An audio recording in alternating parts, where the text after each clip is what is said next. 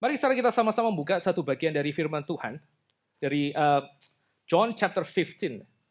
Let's take a look at the portion of the scripture from John chapter 15. John pasal yang Injil Yohanes pasal yang ke-15. John chapter 15. Injil Yohanes pasal yang ke-15, kita akan melihat ayat pertama sampai ayat yang ke-17. We'll take a look from verse 1 to 17. John 15 verse 1 to verse 17, and I will read this passage for you. I am the true vine, and my Father is the vine dresser. Every branch in me that does not bear fruit, he takes away, and every branch that does bear fruit, he prunes, that it may bear more fruit. Already you are clean because of the word that I have spoken to you. Abide in me, and I in you. As the branch cannot bear fruit by itself unless it abides in the vine, neither can you unless you abide in me. I am the vine, you are the branches. Whoever abides in me and I in him, he it is that bears much fruit, for apart from me you can do nothing. If anyone does not abide in me, he is thrown away like a branch and withers, and the branches are gathered, thrown into the fire, and burned. If you abide in me and my words abide in you, ask whatever you wish, and it will be done for you. By this my Father is glorified, that you bear much fruit, and so prove to be my disciples. As the Father has loved me, so have I loved you. Abide in my love. If you keep my commandments, you will abide in my love, just as I have kept my Father's commandments and abide in his love. These things I have spoken to you, that my joy may be in you, and that your joy may be full. This is my commandment, that you love one another as I have loved you. Greater love has no one than this, that someone lay down his life for his friends. You are my friends if you do what I command you. No longer do I call you servants, for the servant does not know what his master is doing. But I have called you friends, for all that I have heard from my Father I have made known to you. You did not choose me, but I chose you and appointed you that you should go and bear fruit, and that your fruit should abide, so that whatever you ask the Father in my name, he may give it to you. These things I command you, so that you will love one another. One more passage we will open from Psalm chapter 80. Psalms chapter 80, verse 8 until verse 13. Psalms 88 to 13. You brought a vine out of Egypt. You drove out the nations and planted it. You cleared the ground for it. It took deep root and filled the land. The mountains were covered with its shade, the mighty cedars with its branches. It sent out its branches to the sea and its shoots to the river. Why then have you broken down its walls, so that all who pass along the way pluck its fruit? The boar from the forest ravages it, and all that move in the field feed on it. This is the word of the Lord. Mari kita sama-sama tunduk kepala, kita masuk dalam doa. Let's bow our heads and enter into prayer. Father, we thank you for your grace and mercy, Lord, that today in this Sunday morning you have called us together with our fellow brothers and sisters in the faith and to worship our Lord and Savior Jesus Christ. Father, please speak to us as we have read a portions of your word. We pray that your Spirit will open our hearts and your Spirit will enlighten our minds, that we become like a good soil that truly grasps all the truth that you want us to learn and you want us to hear. Please bless every one of us that is attending the service, Lord. Please do not pass any one of us. And we pray that you also bless your servant and anoint him and give him wisdom to share the words that you have entrusted for him to learn this week. Thank you, Father. In the precious name of our Lord and Savior Jesus Christ, we pray. Amen. Nah, Bapak, Ibu, dan Saudara sekalian, Brothers and sisters, nah di dalam hidup ini kita punya keperluan untuk kita boleh tinggal, untuk kita boleh abiding di dalam sesuatu yang bisa memberikan kepada kita abundant life. we have this inner need that we would like to abide in something that can give us an abundant life. Misalnya sebagian dari kita Kita berangkat dari negara-negara di luar New Zealand, lalu kita memutuskan untuk pergi ke New Zealand untuk memulai kehidupan yang baru. For example, for some of us are coming from overseas, and then we have decided to come to New Zealand to have a better life. Kita ingin untuk abiding, untuk tinggal di dalam tempat yang baru, dan kita ingin untuk berbuah. We would like to abide in a new place, and we would like to be fruitful. Kita bahkan ingin untuk secara official, kita tuh assimilated dengan negara yang baru, sampai kita misalnya ada yang berpindah ke warga negara dan seterusnya. We even want to be assimilated into this new country, and some of us would even have changed the citizenship. Ya, di dalam area yang lain misalnya orang itu bergumul untuk mereka memilih satu parti tertentu, satu political party tertentu, berjuang di sana karena mereka percaya dengan mereka tinggal di dalam political party tersebut, mereka bisa menolong seluruh negara untuk jadi lebih baik. Some people even choose to be plugged into a certain political party because they believe that being in one political party, they can have the strength to be able to change the nation. Ya, secara cultural misalnya, ada banyak orang-orang sekarang yang mereka buy the agenda of the leftist, the wokeness, karena mereka lihat pada waktu kita meninggalkan akar kita dari Judeo-Christianity menuju ke satu progressive view, maka itu akan membuat hidup jauh lebih menyenangkan dan hidup jauh lebih bebas. Some people even change in the culturally that they have adopted this woke view, for example, because they believe that being progressive in this woke view, they can change the world. Kita bukan hidup yang itu ada di dalam vakum. Kita hidup ingin untuk abiding di dalam sesuatu yang menjadi sumber hidup dan memungkinkan kita untuk flourish. We do not just abide in vacuum, but we abide in something that makes us be able to flourish. Tapi kita tahu banyak hal itu mengecewakan misalnya. But we know that many things are disappointing. Waktu kita misalnya sudah sampai ke New Zealand misalnya, kita baru tahu orang-orang di sini ternyata pada pindah semua ke Australia. After we've come to New Zealand, for example, we realize that the people here are moving out to Australia. Pada waktu kita misalnya join ke dalam satu political party tertentu, ada kemungkinan kita juga akan misalnya disingkirkan. Dan political party yang kita pilih misalnya itu ternyata mengecewakan. And we choose a certain political party, for example, there's possibility that we will be moved out of there. And also perhaps the political party is disappointing for us. Pada waktu kita misalnya buy the agenda of this leftist, this wokeness, kita pelan-pelan juga rasa kayaknya ini nggak bisa works di dalam real life gitu. Or when we buy this idea of this leftist, this woke the agenda, then after a while that we can realize that this doesn't work for us. Kalau saudara amati minggu ini itu ada satu berita di Olympic Paris. If you pay attention, there's a great big news in the Paris Olympic. Pada waktu di dalam nomor tinju wanita. That's on the competition on the women's boxing.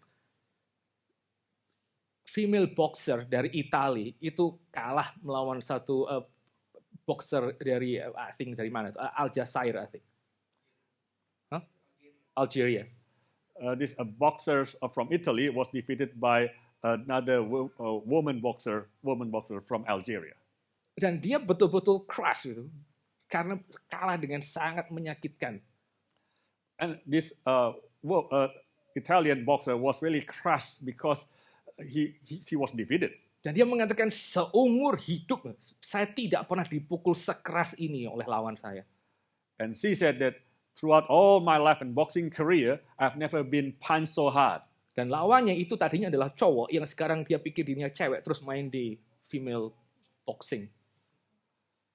Well, the reason being is that her opponent was actually a male. But then he was allowed to compete in this female boxing competition. Dan banyak orang itu merasa kayak hal-hal seperti ini itu doesn't make any sense. Many people think that such things do not make sense. Karena itu akan merusak berbagai macam tatanan dan juga membuat lapangan permainan menjadi tidak fair sama sekali. But this because has just messed up the order and make the playing field not equal. Belum lagi pada waktu kita memikirkan mengenai yang namanya spiritual abiding. Di dalam faith system macam apa? Di dalam agama seperti apa kita tuh meletakkan yang namanya hidup kita. Let alone in spiritual abiding, then we must think about in what religion, in what faith do we want to place our life in. Nah, hari ini sekali kita akan memikirkan mengenai yang namanya tinggal di dalam Yesus Kristus sebagai pokok anggur yang benar. This morning we'll think about abiding in Christ as the true vine. Nah, kita akan melihat bagian ini di dalam tiga section kalau cukup. We'll take a look this meditation in 3 sections if there's time. Mari yang pertama-tama kita akan merenungkan mengenai di mana kita harusnya tinggal, where to abide. Well, the first thing we'll think about this point, where to abide. Lalu kemudian yang kedua kita akan memikirkan the reason to abide. And the second point we'll think about the reason to abide. Dan yang terakhir kita akan merenungkan the result of the abiding. And the third point we'll think about the result or outcome of our abiding. Mari kita sama-sama lihat poin yang pertama pada hari ini, where to abide. Kita perhatikan ayat yang pertama sampai ayat yang ke-8. Let's take a look at our first point, where to abide. Let's look at verse 1 to 8. Saya bacakan sekali lagi hanya ayat yang pertama sampai ayat yang kedua saja. I'll just read from verse 1 to 2. I am the true vine, and my Father is the vine dresser. Every branch in me that does not bear fruit, he takes away. And every branch that does bear fruit, he prunes, that it may bear more fruits. Saudara, di dalam bagian ini, Yesus Kristus mengatakan bahwa dia adalah pokok anggur yang sejati. Brothers and sisters, in this portion, Jesus is saying that I am the true vine. Pokok anggur itu merupakan satu hal yang sangat penting di dalam Judaism. Vine is something that's very important in Judaism. Waktu kita melihat tulisan Josephus, dia first century Jewish historian. When take a look at the writing of Josephus, he is the first centurion historian. Dia mengatakan di dalam catatannya, di dalam Jewish Word, buku yang dia tulis, bahwa yang namanya gerbang bait Allah itu dipahat satu ukiran yang merupakan ukiran dari pokok anggur yang melambangkan seluruh Israel. In his writing, he said that this temple of God, there was this carving, the carving of the vines, which is the picture of the vine of God. Jadi setiap kali orang akan pergi ke bait Allah yang didirikan oleh Herodes, mereka akan lihat gambar pokok anggur itu begitu besar ada di gerbang yang sangat besar itu. So when anyone goes up to this temple of God, which was built by Herod, then they would see this big vine. Nah, di dalam tulisan Yahudi yang lain, abad kedua sampai abad kelima, itu ada satu literatur yang disebut sebagai Talmud.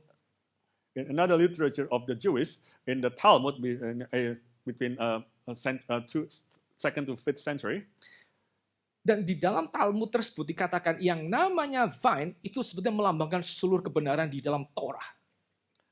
It said that vine represent the whole truth in the law, Torah. Bahkan kadang-kadang vine itu di dalam Talmud juga dimengerti sebagai 12 suku Israel, itu adalah the vine. And also in the Talmud, this vine could be understood as the 12 tribes of Israel. Jadi di dalam Judaism, yang namanya pokok anggur itu merupakan satu hal yang sangat penting untuk identitas mereka.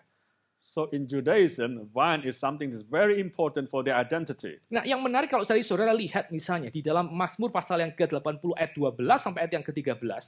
What's interesting ayat 8 is sampai that 13. when you look at the Psalm 80, verse 8 to 13, maka gambaran seluruh Israel itu sebagai satu pokok anggur itu berasal dari gambaran dalam perjanjian lama. the metaphor of Israel being a vine is the picture that was depicted in the whole Old Testament. Berkali-kali di dalam kitab para nabi, seluruh Israel itu digambarkan sebagai the vine, milik Allah. Many times in the book of the prophets, Israel was depicted as the vine, belonging to God. Tapi ini merupakan satu hal yang sangat penting yang kita perlu perhatikan. But one thing that's very important for us to pay attention to, setiap kali yang namanya Israel sebagai pokok anggur, sebagai vine, itu dicatat di dalam kitab suci, itu selalu di dalam konteks mereka sedang memberontak dan mereka sedang dimurkai Tuhan atau mereka sedang yang namanya minta pertolongan Tuhan. Selalu di dalam konteks kesulitan besar. every time that Israel is depicted as the vine in the Old Testament, it's always in the context of being under the judgment of God, under the wrath of God, or under the need to ask for help from God. Karena mereka ada di dalam judgment, makanya mereka berteriak kepada Tuhan. Mereka mengatakan, Tuhan ingatlah, we are your vine. because they are in judgment. That's why they are crying out to God to remember that they are God's vine. Jadi setiap kali dalam kitab suci, dalam perjanjian lama, Israel itu digambarkan sebagai the vine, itu sebetulnya selalu menggambarkan Israel yang gagal. So in the Old Testament, when Israel was depicted as the vine, it was always depicted as a failed vine. Israel yang sedang dihakimi karena dosa-dosanya. Israel that was being judged because of their sins. Sehingga pada waktu kita melihat di dalam Yohanes pasal yang ke-15, Yesus Kristus mengatakan, I am the true vine. So when we see in the chapter 15 that when Jesus said that I am the true vine, maka kalimat itu mengatakan bahwa sekarang orang Israel umat Tuhan punya kesempatan untuk apa? Untuk mereka punya hidup yang diterima oleh Tuhan hanya di dalam Yesus Kristus. So Israel is saying that now the Israelites have the opportunity to have a life that is accepted by God because they are in Christ Jesus. Pada akhirnya Yesus Kristus itu merupakan fulfillment dari Israel yang gagal itu. Dia adalah kesempatan yang kedua yang diberikan oleh Tuhan supaya orang punya hidup yang limpah di dalam diri Allah. So Jesus Christ is the opportunity that God has given to Israel. It's like the second Israel in Jesus Christ people can have the full fulfillment in Christ. Nah, berkali-kali kalau saudara melihat di dalam Injil Yohanes, Tuhan Yesus itu selalu membuat dirinya menjadi substitute dari semua kultur di dalam Judaism. In Book of John, Jesus has made himself to be the substitute of the cultures in Judaism. Dia adalah bait Allah yang sejati. Robohkan bait Allah ini dalam 3 hari akan bangun kembali, dan dia mengatakan bahwa itu adalah tubuhnya. He is the true temple of God. Then break this temple, destroy this temple, and I will build it up in 3 days. Pada waktu orang-orang Israel merayakan hari raya Pondok Daun, the Feast of Tabernacles, when the Israelites were celebrating the Feast of Tabernacle, di mana biasanya orang menyiramkan air di bait Allah lalu menyalakan lampu, when people pour water in the temple of God and then light up the lamp, Yesus Kristus mengatakan, siapa yang haus silakan datang kepadaku. Jesus said, whoever thirsts comes to me. Dia mengatakan, I am the light of the world. He said, I am the light of the world. Dengan kata lain, dia mau mengatakan bahwa yang dirayakan di dalam the Feast of Tabernacles itu digenapi di dalam dirinya sendiri yang sekarang sudah datang. In other words, what's celebrated in the Feast of the Tabernacle is now fulfilled in himself who has come. Dia adalah the true temple, dia adalah the true feast. Sekarang dia mengatakan, I am the true Israel. He's the true temple, he's the true feast, and now he's saying, I'm the true Israel. Nah, di dalam bagian ini, Bapak Ibu sekalian, kita bisa sama-sama meraba ya. Kita bisa sama-sama melihat isi hati Yesus Kristus untuk umatnya. In this portion, we can see the heart of Jesus Christ for his people. Bahwa dia rela untuk ada di dalam solidarity dengan Israel yang gagal tersebut. Dia menggantikan posisi Israel di hadapan Tuhan. He is willing to be in the solidarity with Israel. He replaces the Israel position. Dan pada waktu Yesus Kristus dia mengambil solidaritas dengan umatnya. Dia mengambil tempat Israel, umat Allah yang gagal tersebut. When he takes the solidarity with Israel, he takes the place of Israel who has failed. Maka saudara bisa perhatikan apa yang terjadi. You can notice what has happened. Dia mentransformasi gambaran dari vine. He has actually transformed this picture of the vine. Vine yang tadinya selalu muncul di dalam konteks judgment, murka Allah, kegagalan. Sekarang dia mengatakan, I am the true vine. Dia bahkan minta supaya orang tinggal di dalam dia. Karena dia adalah satu-satunya vine yang diperkenan oleh Allah, yang diperkenan oleh Bapanya. He transformed the image of that vine from the Old Testament. So he has transformed the failed image of the vine, which was under the wrath of God, to be the image of the vine that is blessed by God, where people can live in him. Sehingga setiap orang sekarang yang percaya kepada Yesus Kristus, itu adalah orang Israel yang sejati. So that everyone who can believe in Jesus Christ is the true Israel. Sekarang siapa Israel, siapa bukan tidak ditentukan dari ras kita, tidak ditentukan dari relasi kita dengan Torah, tapi hanya ditentukan melalui iman kita kepada that true Israel, yaitu adalah Yesus Kristus sendiri. So now the being Israel or not is not determined by whether the person knows the law or the Torah or being born in the tribe of Israel, but it depends on the relationship with Jesus Christ himself. Sehingga pada waktu kita menyadari di dalam Yesus Kristus kita adalah the true Israel, maka sebetulnya Bapak Ibu dan Saudara sekalian, semua kisah-kisah di dalam perjanjian lama itu adalah kisah our ancestors. So when we realize that all the true Israel is the one who is in Jesus Christ. So we know that all the stories in the Old Testament are actually the stories of our ancestors. Sekali lagi, Yesus Kristus pada waktu dia mengatakan I am the true vine, itu apa? Itu adalah Injil. Dia menggantikan Israel yang gagal supaya orang-orang itu punya kesempatan yang kedua diterima Allah di dalam dia. So once again, then when Jesus said that I'm the true Israel, that he is explaining the gospel so that people who have been rejected by God can have the opportunity to be accepted by God. Nah, setelah Yesus Kristus mengatakan sekarang I am the true Israel, gak usah lihat Judaism, I am the true Israel.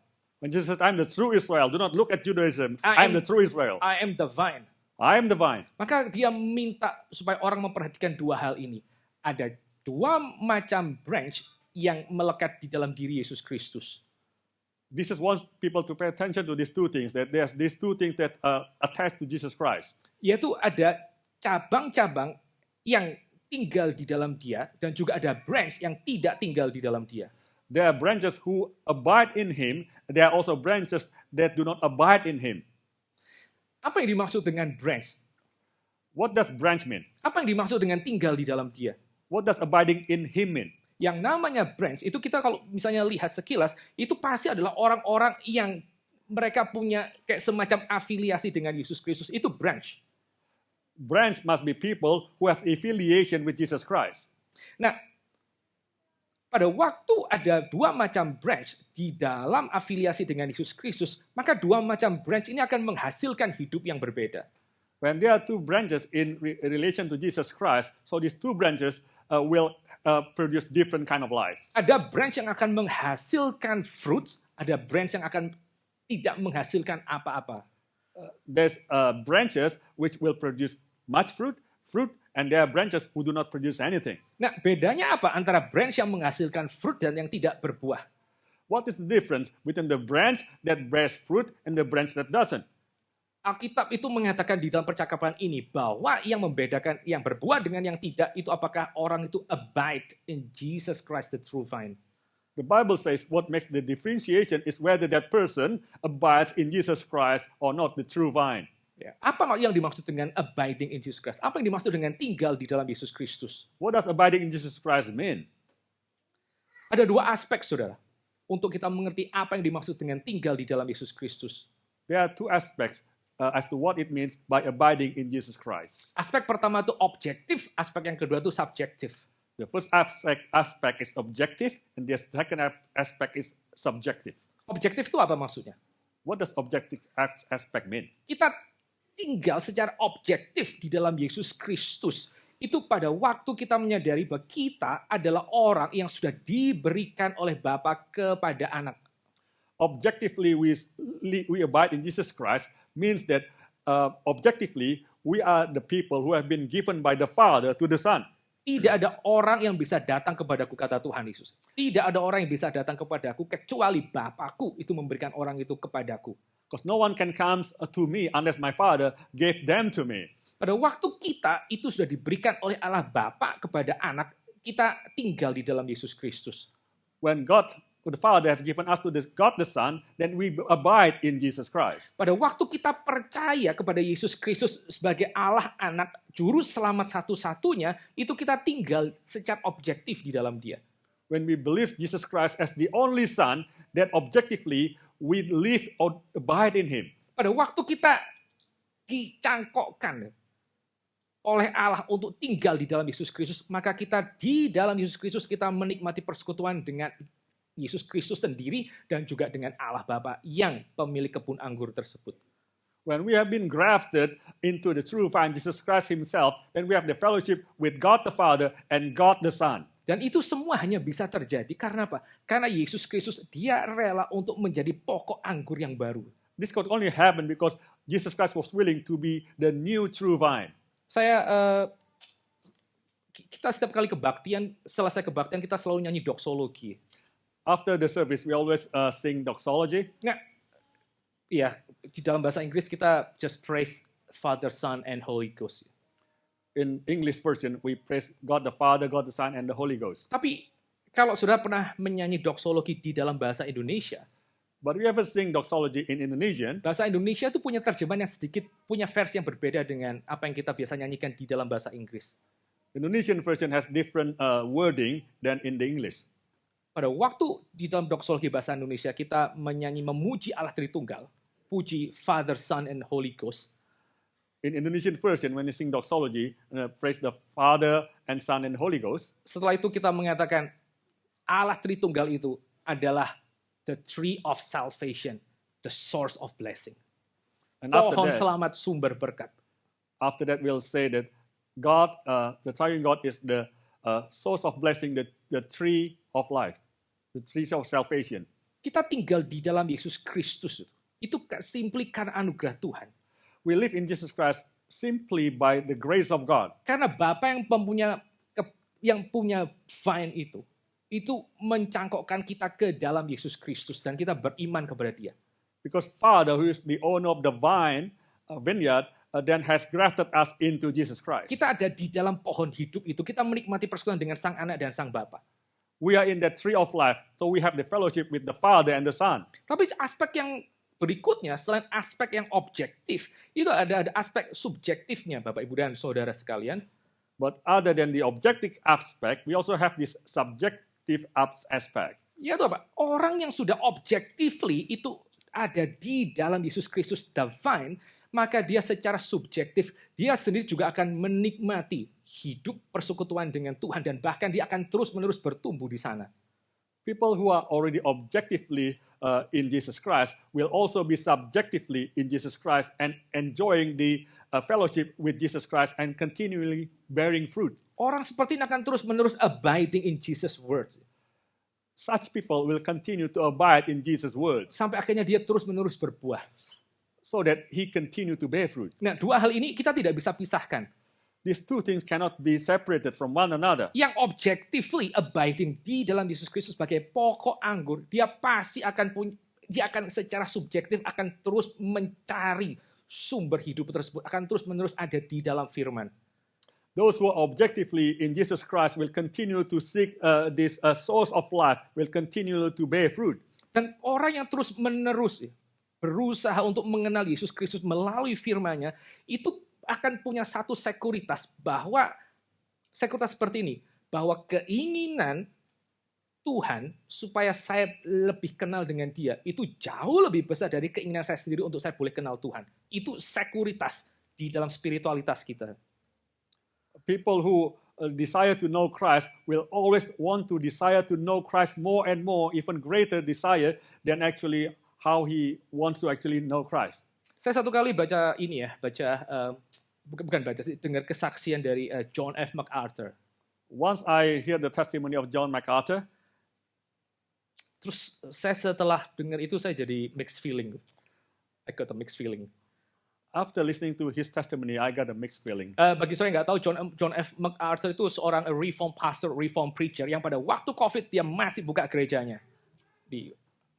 John MacArthur was whether John MacArthur was a reformed pastor, because at that time or during COVID, he still continued to hold church services. Nah, dia mengatakan kalimat seperti ini. He said this sentence.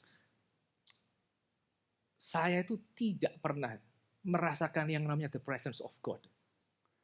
I have never felt the presence of God. Saya waktu bertobat saya juga tidak mengalami apa-apa. When I repented, I also did not feel anything. Saya juga tidak pernah melihat mujizat, nothing. And I never saw any miracles, nothing. Saya cuma tahu satu hal. I only know one thing. Bahwa saya percaya sepenuhnya apa yang ditulis oleh kitab suci ini. Saya percaya sepenuhnya bahwa Yesus Kristus adalah Tuhan dan Juru Selamat. Dan saya mengkhotbahkan itu setiap saat. I believe fully what the scriptures say. I believe fully that Jesus Christ is my Savior. And I continue to preach that. Satu sisi ya, saya rasa kasihan amat orang ini. Sorry, John F. MacArthur. On one hand, I feel sorry for this person. I'm sorry, John MacArthur. Karena menjadi orang Kristen, terus for some reason orang itu tidak bisa, nggak ada experience at all itu apa namanya presence of God. Itu buat saya pribadi, kalau saya di posisi dia itu mungkin akan sangat-sangat berat. As a Christian, who has never felt this presence of God, throughout their life, for me personally, I will feel heavy on that. Tapi apa yang dia katakan itu betul. Bahwa orang yang di dalam Yesus Kristus, dia punya kayak semacam kehausan untuk terus-menerus mengerti apa itu yang namanya firman Tuhan. But what John MacArthur said was true, that someone who abides in Christ has this deep thirst and longing for the Word of God. Nah, sekali lagi ada dua branch macam ini ya. Ada branch yang tinggal di dalam Yesus Kristus dan kemudian berbuah. Ada branch yang tidak tinggal di dalam Yesus Kristus dan setelah itu dia akan dibuang. So there are these two kind of branches. The branches that abide in Jesus Christ and bear fruit, and are branches who do not abide in Jesus Christ and do not bear fruit. Nah apa? Sekarang kita coba sama-sama pikirin yang berikutnya. Apa yang dimaksud dengan branch yang tidak berbuah dan akhirnya itu dibuang? So let us think of this together. What does it mean the branch that does not bear fruit and be thrown away? Mari kita coba sama-sama lihat ayat yang ke-6. Let's take a look at verse 6. If anyone does not abide in me, he is thrown away like a branch and withers, and the branches are gathered, thrown into the fire, and burned. Jadi ada branch yang tidak berbuah karena dia tidak abide in Jesus. Lalu setelah itu dia akan dibuang, dia akan thrown away, lalu akan kering dan akan dicampakkan ke dalam api.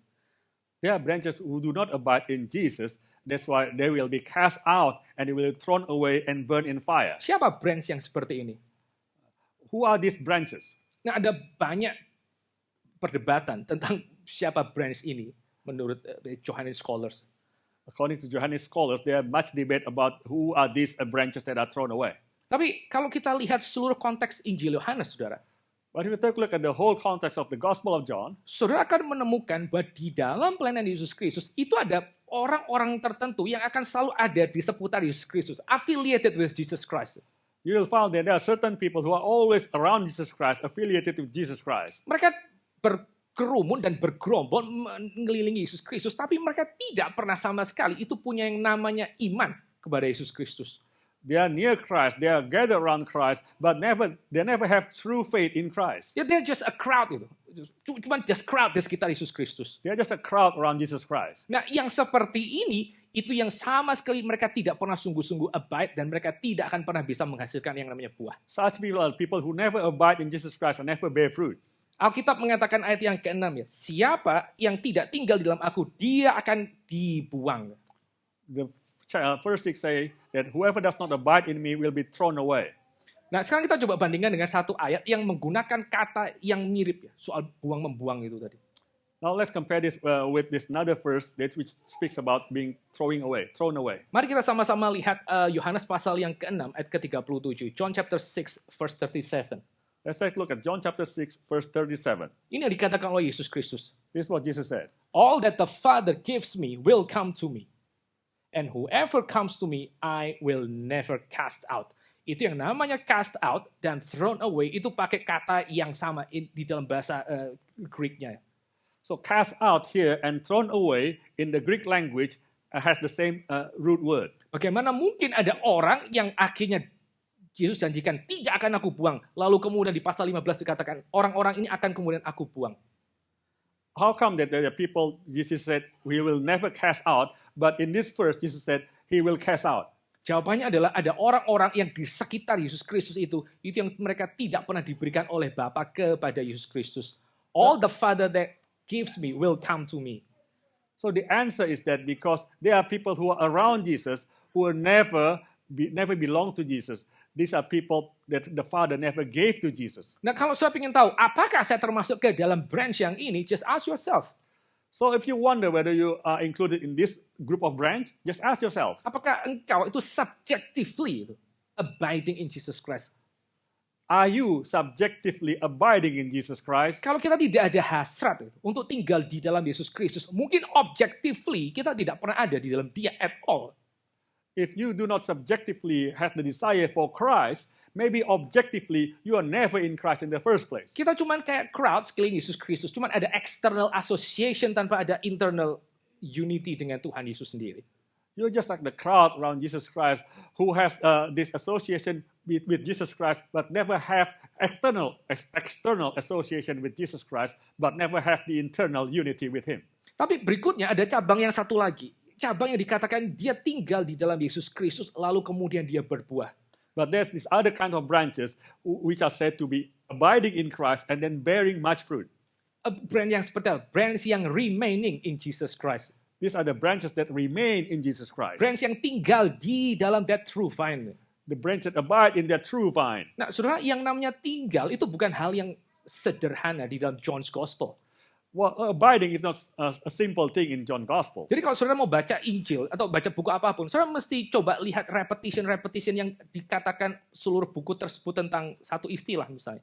If you're reading a book, you must pay attention to the repetitive word about this particular word that is spoken of in this book. Nah, sekarang kita coba ngomongin soal tadi tinggal di dalam Yesus Kristus.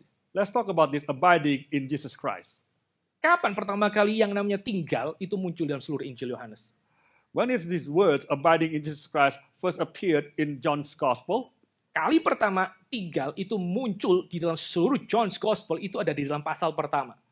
This word abiding in Jesus Christ appeared in John's Gospel, first appeared in chapter 1. Itu pada waktu dua orang murid, mungkin John sama Andrew.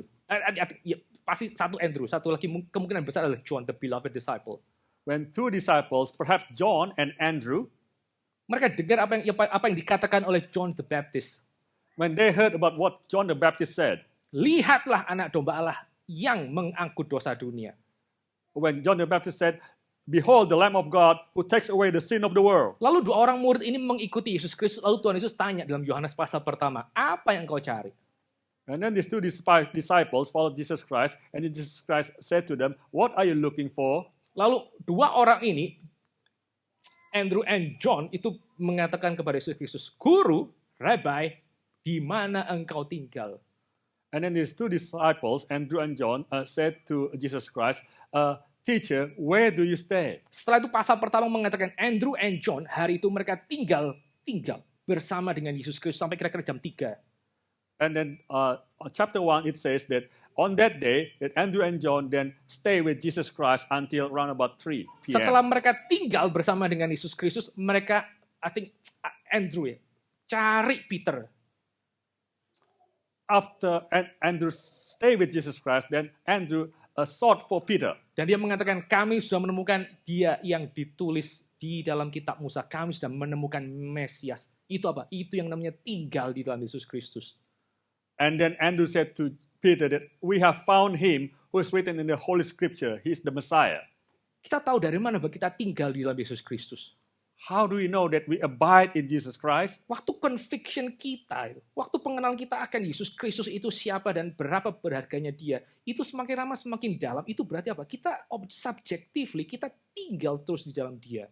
It is when our conviction of Jesus Christ becomes deeper and deeper, that is the evidence that we have objectively abide in Jesus Christ. Dan untuk orang-orang yang seperti ini, yang subjectively itu ada di dalam persekutuan dengan Yesus Kristus, bahkan juga objectively ada di dalam dia, maka Tuhan Yesus mengatakan, aku akan membersihkan orang-orang seperti ini untuk semakin lama mereka boleh semakin berbuah. People who are subjectively and objectively in Jesus Christ said that Jesus Christ will prune them, will cleanse them. Kalau Yesus Kristus adalah the true vine, pokok anggur yang benar. As Jesus Christ is the true vine, dan kita berbuah karena dia, and we bear fruit because of him, maka berarti yang namanya hidup Kristen itu bukan hal yang sepele buat Tuhan. Karena melalui kehidupan Kristen setiap kita, itu Tuhan sendiri yang sedang bekerja untuk mengeluarkan apa yang dia miliki untuk dunia yang sudah semakin lama semakin mati. That means the Christian life is not a simple life because God is working in this world through us to accomplish His purpose. Kalau saudara mau tahu kehidupan Kristen yang sejati, sekali lagi, dan yang tidak sejati, sekali lagi pertanyaan, apakah gereja atau orang itu tinggal di dalam Yesus Kristus? Dan tinggal di dalam Yesus Kristus itu tidak lain adalah tinggal di dalam firman-Nya. If you want to know whether someone is in Jesus Christ or not, then you will see whether that person abide in Jesus' word or not. Saya lupa tadi ngomong apa gara-gara salah translation. The church, if you want to know whether the church in Jesus Christ or not, then you can see whether the church abide in Jesus' words or not. Ya, thank you Pak.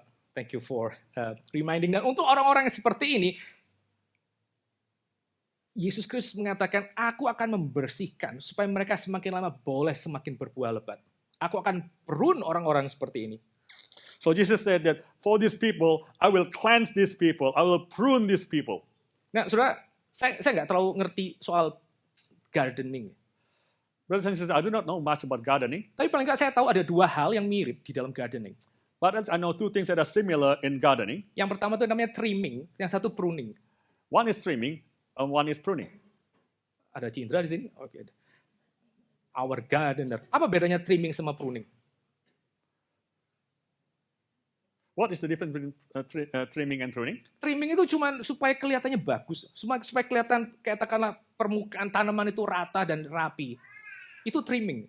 Trimming is to make the plant look pretty, to make it beautiful looking. Trimming itu cuma just cosmetic doang. Itu cuma just external appearance. Itu trimming. Trimming is just making something cosmetically look better. Supaya kelihatan indah dan supaya kelihatan estetik. Nothing else. To make something look more aesthetically appealing. Dan orang Nothing yang else. trimming, paling nggak kalau saya yang trimming, itu cuma dipoles di luarnya benar-benar. Kayak ranting-ranting yang agak kepanjang, ya dipoles itu aja. Who cares tentang dalam-dalamnya seperti apa? Trimming is just taking off the edges of the plants, of the leaves, just making the plant look pretty, but they don't care about what's happening in the inside. Tapi pruning itu lain. Pruning itu adalah dipotong supaya dia menghasilkan buah. Itu potong intentionally, bukan supaya secara luar kelihatan indah, tapi supaya hidup baru itu semakin lama semakin kuat dan dia boleh menghasilkan buah yang jauh lebih limpah dari sebelumnya. Itu pruning. But pruning is different. Pruning is doing the cutting intentionally to make that plant bear much fruit, Nah, more fruit. Waktu kita jadi orang Kristen, kita ini diproses di dalam aspek trimming atau pruning. So when we are Christians, are we in the process of trimming or pruning?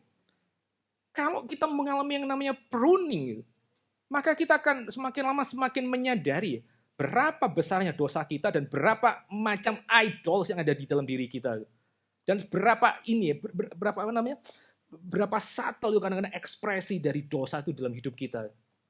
If we are in the process of being pruned, then we will realize more and more of the depth of our sins and that how lack we are in the spiritual pursuit. And then we will realize that we are not as holy as we thought we were. Dan semakin lama kita tuh semakin di-prune ya, semakin kita ngerti berapa rusaknya kita, itu semakin kita akan depend kepada the true vine. And the more that we are pruned, the more we realize how corrupt we have been, and then how much we must depend on the true vine. Saya kemarin baru just have a talk tentang tema apa sih kemarin? Greed. Baru khotbah kemarin lupa. Apa yang denger? So I've just talked about this topic about greed. Saudara tahu dari mana kalau saudara greedy? One of the 7 deadly sins. Saudara tahu dari mana kalau saudara greedy? How do you know that you are greedy? Saya mempersiapkan bagian itu ya, 7 deadly sins. Terus saya pelan-pelan juga lihat, saya juga banyak dosa di sana gitu. Di dalam even seluruh 6 deadly sins, saya juga ada bagian di sana. I prepared this sermon about 6 deadly sins, but I look at myself and I feel that I have also sinned in these matters. Saya tahu dari mana saudara greedy misalnya. How do you know that you are greedy? Waktu kita menginginkan barang-barang tertentu, lalu kemudian kita obsesi, ya kita tahu kita mungkin sedang greedy lah dengan wealth, dengan money, dan whatever. When you are deciding one thing, and then you know that you are greedy because you have the strong desire for it, money or whatever. Tapi greed itu bukan hanya kita pada waktu kita menginginkan barang-barang tertentu, lalu kemudian kita tidak peduli, kita overspend untuk barang-barang tertentu, saudara. But being greedy is not just wanting this something very much, and then we spend much on these things. Salah satu ekspresi greedy atau salah sebuah dan ekspresi dari greed itu misalnya apa? Waktu kita menjadi orang yang tidak generous, waktu kita menjadi stingy. Kita mungkin tidak mau rebut harta orang lain, tapi kita juga tidak mau bagi apa yang kita miliki untuk orang lain misalnya. So this greediness also expresses itself in not being generous, not being giving to other people. We do not want to share what we have with other people. Salah satu lagi ekspresi dari dosa greed itu misalnya apa? Misalnya adalah ini. Waktu orang itu takut dengan orang kaya, itu dia greed. Dia punya dosa greed di dalam hatinya. Or when someone respect and fear the wealthy people, that person has the greed in the heart. Karena takut dengan orang kaya, itu punya asumsi bahwa yang namanya duit itu everything untuk ukur yang namanya hidup orang. Itu greed. Because someone who measure somebody by their wealth, and that is everything to them, that is greed. Pada waktu misalnya kita bergumul dengan dosa anger. Apa itu ekspresi anger? Ya, anger. Ya, Pak. When we struggle with the sin of anger, so what is anger? Waktu ini ekspresi yang paling halus misalnya. Waktu saya tuh ini ya, holding grudges. Pada waktu saya misalnya nyinyirin orang lain gitu. Itu part of that anger. For example, when we hold grudges, when we just don't like other people, this is expression of anger. Waktu misalnya another yang lain. Waktu kita road rage, itu part of anger within your heart. For example, when we feel this road rage within us, that is part of anger within us. Lihat orang lain ngebut sebelah kita, gak tahan. Kayak mobil gua juga bisa. Apalagi kalau ada bunyi yang lebih keras itu. Waduh, itu puas sih. Seeing other people, going past us, we are not happy about that. We think in ourselves, we can also do that, especially when we hear this very loud noises. Ya, waktu orang itu diprune, dia akan semakin lama makin sadar itu dosa-dosa yang kelihatannya besar, tapi juga yang kecil-kecil itu, dan kita makin lama makin sadar, gila, hidup ini brengsek amat ya. When someone is being pruned, they are more sensitive to the sins that they have committed, of even little sins they didn't realize before. That is the evidence that the person is being pruned. Kalau trimming itu lain, trimming, pokoknya kita sudah comply dengan standar minimal orang Kristen, ya ke gereja, that's it, selesai. Pelayanan tanpa kita betul-betul bergumul dengan dosa-dosa, tanpa kita mengalami yang namanya pruning, itu just artificial. Itu just simply trimming. Ya, saudara pernah ditrim, mentrim diri sendirilah. Atau saudara pernah diprune oleh Allah? Well, trimming is different. Trimming is just making things look pretty, just on the outside, in the church situation, maybe, okay, you do all the requirements, you go to church, you do the Bible study, you do the routine. That is trimming, making things look pretty. You look pretty on that. Where to abide? Jawabannya adalah in Jesus Christ, the true vine. Gitu. But you must abide in Jesus Christ. With that person has no abiding in Jesus Christ, the ones who are trimmed. Di mana kita harus tinggal? Di dalam Yesus Kristus yang diperkenan oleh Allah. We must abide in Jesus Christ, the one who is favored by God. Dan sekali lagi ya, saya tutup bagian ini ya. Saudara tahu dari mana kalau saudara itu sudah tinggal di dalam Yesus Kristus? Ini saya ngomong sebagai gembala saudara. From the deepest of my heart itu. Once again, I would like to close our session. Whether you know whether you are in Jesus Christ, do you know are you in Jesus Christ? Just inspect yourself. I speak this from the bottom of my heart as your shepherd. Mungkin saya juga udah bosan denger ini, tapi ya saya harus ulangi lagi karena maybe this is the real one. Maybe I've done this, said this repeatedly, but I'll do this once again. Saya dari kecil itu tinggal di dalam keluarga Kristen. I was in a Christian family since I was little. Saya dibesarkan di dalam tradisi pergi ke sekolah minggu. I grew up in the tradition of going to Sunday school. Mama saya dari kecil bilang baju yang baru itu harus pertama kali dipakai waktu hari Minggu, waktu sekolah Minggu. My mother said to me that you must wear your new clothes to the first time is when you go to Sunday school. Dari kecil saya dengar itu yang namanya Injil Yesus Kristus. I heard the gospel since I was little. Dan buat saya yang namanya Injil itu betul-betul membosankan luar biasa. Betul-betul itu just membosankan hari Minggu ke gereja. And to me, the gospel was really boring.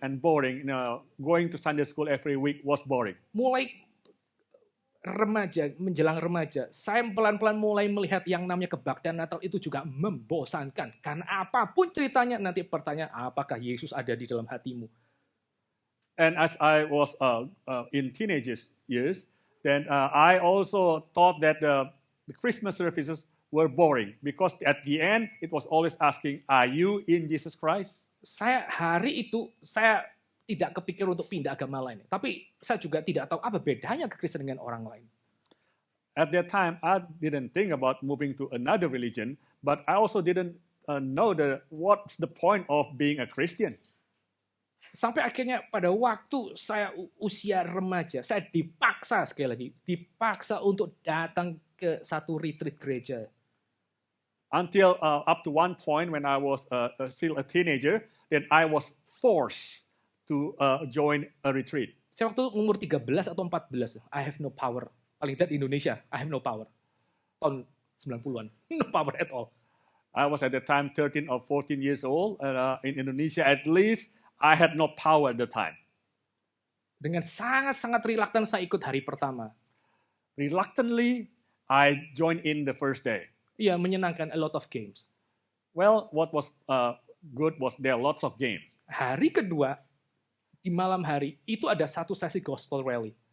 But the second night, there was a gospel rally session. Lalu ribuan kalinya saya akhirnya dengar Injil itu. Injil yang sama tentang Yesus Kristus. Yang turun dari surga mati dan kayu salib untuk menyelamatkan orang berdosa. That same old boring gospel. That on that night, I heard the same old boring gospel that I've heard thousands of times. That Jesus Christ then came and then died and then rose again. Hari itu, pertama kalinya dengar Injil yang sama. Itu my whole life was broken. But for the first time, after hearing the same gospel for the 1,000 times, that was for the first time when my heart was broken. This is the same gospel that I mocked for 13 years. This is the same gospel that I had been mocking for 13 years. Tapi waktu saya dengar sekali lagi, Injil yang sama, Yesus Kristus dari sorga mati untuk menyelamatkan orang berdosa di atas kayu salib yang hina. Maukah engkau menerima Yesus Kristus? Itu hari itu saya masih kecil, duduk di kursi, saya lihat diri saya dan saya sangat-sangat jijik luar biasa. Pada saat yang sama, saya juga tidak putus-putusnya amazed. Kok bisa dia mau mati buat saya? At that time, when I heard the same gospel again, that Jesus Christ came and then on the cross died for me and then rose again, I've heard this so many times, but at that time only, for the first time, I felt so touched and convicted. How could Jesus Christ would die for such a wretch like me? Hari itu saya waktu terima, ditantang, siapa mau terima Tuhan Yesus? Saya angkat tangan dengan penuh air mata. And peace itu ada di dalam hati saya. And when the challenge came that we said, who wants to trust Jesus Christ this day? And then for the first time, I raised up my hands and with weeping and crying and came up to the front. Heaven came down and glory filled my soul. When at the cross, the Savior made me whole. My sins were washed away and my nights was turned to day. Heaven came down and glory filled my soul. Saya tahu lagu itu, personally, existentially. Only at that time, I really personally, existentially knew that song. My point, bukan soal pengalaman pribadi. Setiap orang bisa punya pengalaman pribadi. Atau bahkan kayak John F. MacArthur, dia juga nggak punya pengalaman apa-apa. My point is that, it's not about my personal experience. Everybody can have their own personal experience. But this John MacArthur didn't have any this such experience. Tapi waktu kita tuh mau cek apakah kita sungguh-sungguh sudah di dalam Tuhan, saudara lihatlah seberapa saudara bertumbuh, seberapa saudara ngerti apa itu yang namanya salib Yesus Kristus. Cuma itu ujiannya. But the test to know whether you are in Jesus Christ or not is to evaluate yourself, whether you know what Jesus Christ's cross meant for you. Cuman itu ujiannya. Saudara ngerti nggak itu salib Yesus Kristus? Tanpa yang namanya salib Yesus Kristus, kekristenan dan semua agama lain itu sama. You have to ask yourself whether you understand the cross of Jesus Christ, because what it means for you. Because unless you understand what the cross of Jesus Christ means for you, then all religions are just the same. Yesus Kristus itu bisa menjadi pokok anggur yang benar. Jesus Christ is the true vine. Karena di atas kayu salib, dia menanggung dosa dari pokok anggur yang lama itu. Israel yang sudah tidak bisa berbuah, Israel yang sudah mati, dia tanggung itu di atas kayu salib. Dan di atas kayu salib, dia menjadi pohon selamat, sumber berkat, pokok anggur yang benar itu. Because on the cross, he has bore the sins of the false vine, and then he has both, and then that's why he could become then the true vine for all mankind who believe in him. Biarlah kiranya waktu kita mendengarkan tentang pokok anggur yang benar, supaya kita juga boleh mengkoreksi diri. Let us, when we hear the true vine, then we can inspect ourselves and correct ourselves. Saya hanya bisa berdoa supaya setiap orang yang datang ke tempat ini, mungkin saya sudah dengar salib ratusan kali sejak saya melayani di sini. So I can only pray for you who have come here for many, many times now. Maybe you have heard about the cross for so many times by now. Tapi saya harap dan berdoa Tuhan kasih anugerah supaya pengalaman akan salib Kristus, berita akan salib Kristus itu menjadi existential message dalam hidup saudara. But I pray that the news of the cross of Christ becomes the existential message for you. Dan saudara boleh terus-menerus di pruning dan boleh berbuah bagi Tuhan. Mari kita sama-sama tunduk kepala. And you can continually be pruned and bear fruit for God. Let us pray. Father, we thank you for your grace and message, Lord.